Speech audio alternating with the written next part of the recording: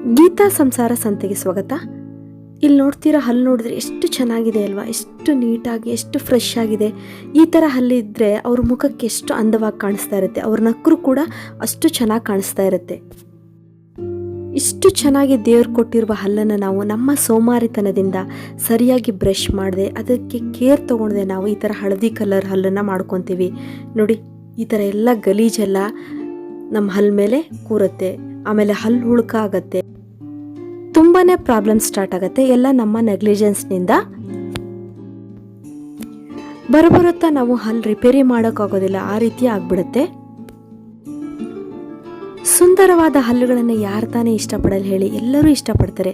ಅದಕ್ಕಂತ ನಾನು ಯಾರಿಗೆ ಈ ರೀತಿ ಹಲ್ಲುಗಳಾಗಿರುತ್ತೋ, ಪಾಚಿ ಕಟ್ಟಿ ಮತ್ತು ಹಲ್ಲು ಯೆಲ್ಲೋ ಕಲರ್ ಆಗಿರುತ್ತೋ ಅವರಿಗೆ ಒಳ್ಳೆಯದಾದಂಥ ಒಂದು ಸೂಪರ್ ಆಗಿರುವಂಥ ಮನೆಮದ್ದನ್ನು ಹೇಳ್ತೀನಿ. ನೀವು ಇದನ್ನು ಮಾಡಿದರೆ ನಿಮಗೆ ಬೇಗನೆ ನಿಮ್ಮ ಹಲ್ಲು ವೈಟ್ ಆಗುತ್ತೆ, ಹಲ್ಲು ನೋವು ಕಡಿಮೆ ಆಗುತ್ತೆ, ತುಂಬಾ ನಿಮಗೆ ಇದರಿಂದ ಉಪಯೋಗ ಇದೆ. ಅದು ಯಾವ ಮನೆಮದ್ದು ಅಂತ ಇವಾಗ ನಾನು ಹೇಳ್ತೀನಿ. ಅದು ಹೇಗೆ ಮಾಡೋದು ಅಂತ ನೋಡೋಣ ಬನ್ನಿ.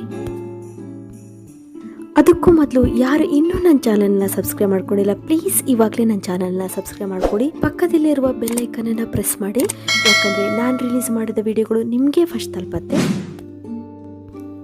ಈ ಥರ ಪಾಚಿ ಕಟ್ಟಿದ ಹಲ್ಲುಗಳನ್ನು ಸಹಿತ ಈ ರೆಮಿಡಿ ಮಾಡೋದ್ರಿಂದ ಮುತ್ತಿನ ಹಾಗೆ ಹೊಳೆಯೋ ರೀತಿ ನಾವು ಮತ್ತೆ ಮಾಡ್ಬೋದು.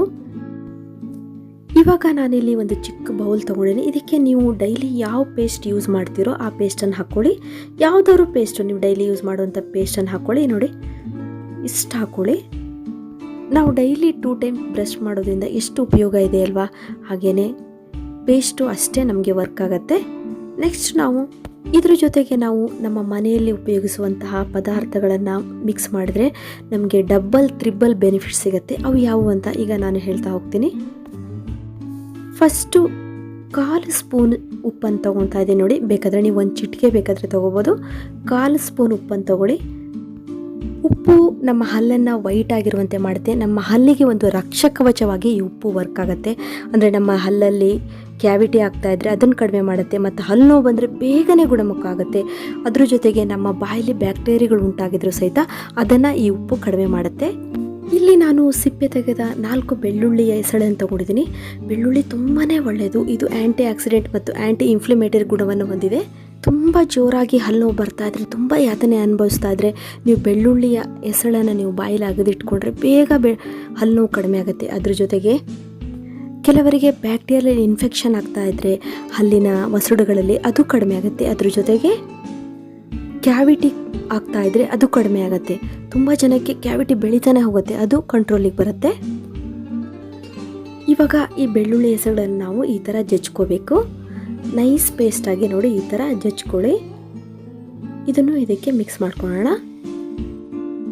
ನೆಕ್ಸ್ಟ್ ನಾವು ಲಿಂಬೆಹಣ್ಣಿನ ರಸ ತೊಗೊಳ್ಳೋಣ. ಲಿಂಬೆಹಣ್ಣಿನ ರಸ ತುಂಬ ಒಳ್ಳೆಯದು. ತುಂಬ ಸೆನ್ಸಿಟಿವ್ ಹಲ್ಲು ಜುಮ್ ಅಂತ ಇದ್ದರೆ ಚೂರೇ ತೊಗೊಳ್ಳಿ, ಬೇಕೇ ಬೇಕು ಲಿಂಬೆಹಣ್ಣು.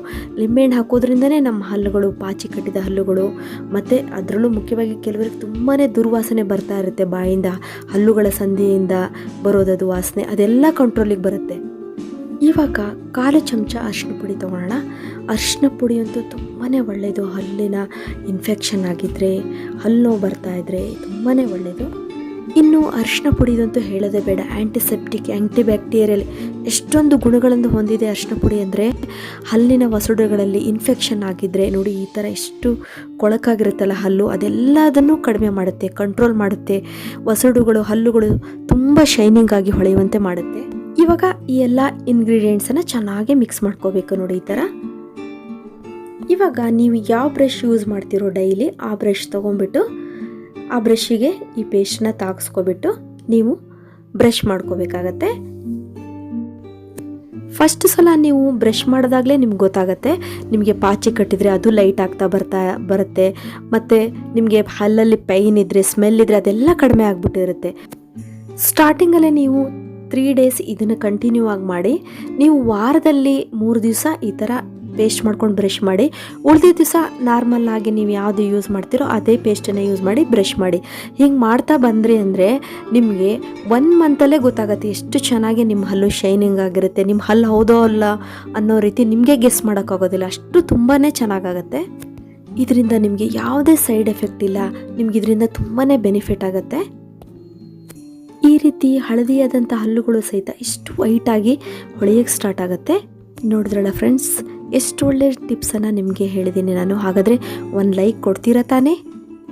ಇದುವರೆಗೂ ನನ್ನ ವಿಡಿಯೋ ನೋಡೋದಕ್ಕೆ ನಿಮಗೆಲ್ಲರಿಗೂ ಧನ್ಯವಾದಗಳು. ಯಾರು ನನ್ನ ಚಾನಲನ್ನು ಇನ್ನೂ ಸಬ್ಸ್ಕ್ರೈಬ್ ಮಾಡ್ಕೊಂಡಿಲ್ಲ, ಪ್ಲೀಸ್ ಇವಾಗಲೇ ನನ್ನ ಚಾನಲನ್ನು ಸಬ್ಸ್ಕ್ರೈಬ್ ಮಾಡ್ಕೊಳ್ಳಿ. ಒಂದು ಲೈಕ್ ಕೊಡೋದಂತೂ ಮಾರಿಲೇಬೇಡಿ friends. Be happy, take care, bye.